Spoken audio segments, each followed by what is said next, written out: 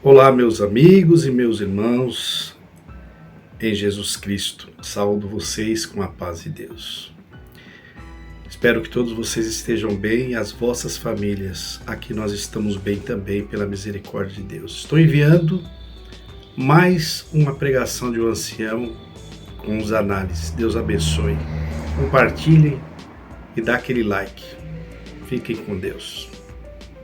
Se o senhor não te aceitasse, você estava bonito, bem, tranquilo, não precisava de prova, porque não é metal que interessa para o senhor. Então, o que ele quis dizer aí é que aqueles que Deus aceita não têm uma vida tranquila nem sossegada. Todas as outras pessoas que estão fora da igreja e que têm uma vida, vamos dizer assim, tranquila, aparentemente normal e sossegada, esses Deus não quer. Parece até que ele não vive em cima desse planeta, né? Porque quem que não passa por problema nesse mundo? Quem que não tem sofrimento? A chuva vem para todos, o sol é para todos. Então todas as pessoas sofrem, mas também gozam de algum momento bom da vida. O pobre tem o seu sofrimento, tem a sua alegria. O rico também, não é só alegria, ele também tem os problemas dele, o sofrimento deles. Sofrimento, Deus permite que todas as pessoas passem, inclusive crianças que são inocentes e os animais. Mas o que ele quis dizer é que quem está dentro da igreja dele aí e que sofre é porque é de Deus. Ou ele fez uma salada que, ó, eu vou falar a verdade, muito difícil de entender o que ele quis dizer aí, muito difícil de entender. Como se só os crentes sofressem, ou que não pode estar bem ou feliz, mesmo estando dentro de uma igreja, ou que todos aqueles que não são crentes ou não seguem a igreja dele, que não tem nenhum sofrimento. Mas aquele que é bom, que o senhor quer trabalhar, quer fazer dele um vaso, então tem que purificar. Então aquele que tem uma vida boa, que não é crente, mas tem uma vida boa e sossegada, esses são os ruins. Esses Deus não quer, é aquele metal que ele diz que Deus não se interessa. Isso já querendo exaltar aqueles que estão dentro da graça, que é a congregação, né? Que é a graça para eles, e aqueles que estão dentro desta graça que sofrem são os escolhidos. E os que estão fora são as pessoas ruins. Mas voltando, os bons que estão dentro da congregação têm que ser purificados. Ora, mas não já é bom? Por que precisa ser purificado? Então veja a salada. Não é bom? Se já é bom, precisa ser purificado? Então são assuntos que estão... Tudo isso que ele está falando, essa fala dele, está totalmente fora do evangelho, da Bíblia, da palavra. Até mesmo porque o próprio Jesus Cristo, quando foi interrogado e falaram para ele, bom mestre, ele diz, eu não sou bom. Por que me chamas bom? Não há bom, a não ser o meu Pai que está no céu. Então não tem bom, nem eu, nem sou bom, jamais. Esse Senhor não é bom e ninguém é bom. Bom é só o Pai que está no céu. Então ele acaba falando todas essas coisas aí, porque realmente ele não tem um conhecimento bíblico para pregar e também não tem conteúdo, né, evangélico, um contexto bíblico, um assunto bíblico para tirar um fundamento para pregar para o povo. Porque isso daí que ele está pregando é só repetindo. Ele pregou isso daí, no próximo culto vem um outro ancião daí deles mesmo e prega a mesma coisa, só que lê um outro capítulo, mas acaba pregando esses mesmos tipos de coisas aí. Então já não tem conhecimento bíblico mesmo. E para piorar, quando vem querer falar algum assunto referente à salvação, aí é onde que se enrola mesmo. Porque salvação e condenação, isso é tudo mistério. Se ele procurasse ler pelo menos mais a Bíblia, ele jamais ia ficar patinando como ele está patinando aí nessa fala dele. Se ele não consegue entender uma Bíblia que ele carrega debaixo do braço e pode ler, ou pode até estudar, mas não quer, como que ele pode querer falar de salvação? Quem Deus quer, quem Deus não quer, sobre alma, se Deus quer essa alma, Deus não quer aquela alma, né, que ele fez a comparação com o metal, que Deus não quer, né, não é aqueles que estão com a vida boa e tranquila, são o metal que Deus não quer. Alma é um assunto que não tem discussão. Primeiro, porque quem entende de alma? Ninguém, só Deus. Esse senhor, ele não sabe nem da alma dele, ele não entende nem sobre a alma dele. Como é que você vai querer entender sobre as almas dos outros?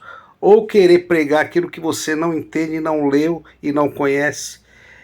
A alma é mistério. As almas não foi Deus que criou elas? Então é mistério. Como é que você pode chegar numa alma que Deus criou e dizer assim, Deus não quer a sua alma, ou Deus não vai querer a sua alma se você não fizer isso, isso e aquilo. A alma é de Deus, não tem quem conhece de alma, é só Deus. Então não queira entrar nessa furada de querer falar, ó, você não vai para o céu se você não fizer isso, aquele outro não vai. Nem adianta querer pregar isso, porque não nos pertence. Até a minha alma, por exemplo, a sua alma que está ouvindo, é só Deus que conhece ela, nem você conhece, é só Deus é que conhece a alma. E esse pessoal que se dizem ser de linha de frente, pregadores, pregam um negócio desse daí. Que aquela alma, aquele metal, Deus não se interessa. Mas você que está sofrendo aqui, que Deus está te provando, Deus quer você. Já fez uma... julgou. Esse Deus quer e aquele Deus não quer. Não pertence a você, senhor.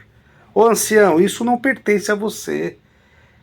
Entende? Se você não tem o que pregar, pede para uma outra pessoa levantar e pregar, mas não fala isso, porque salvação é só Deus que pertence.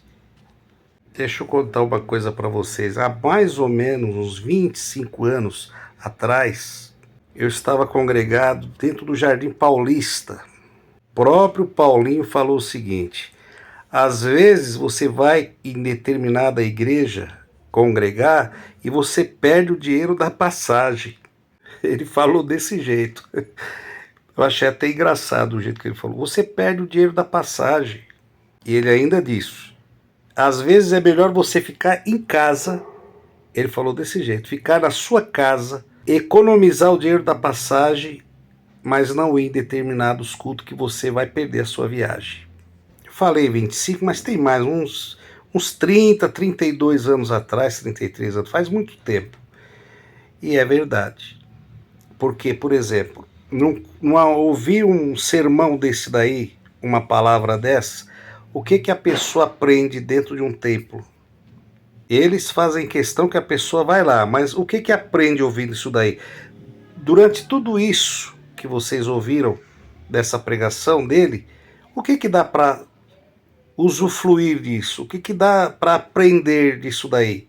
Dentro de uma igreja, ouvindo e dizendo que é Deus que está falando, você está aprendendo o que nisso daí? Qual o fundamento que você aprendeu aí? Que você tirou disso daí?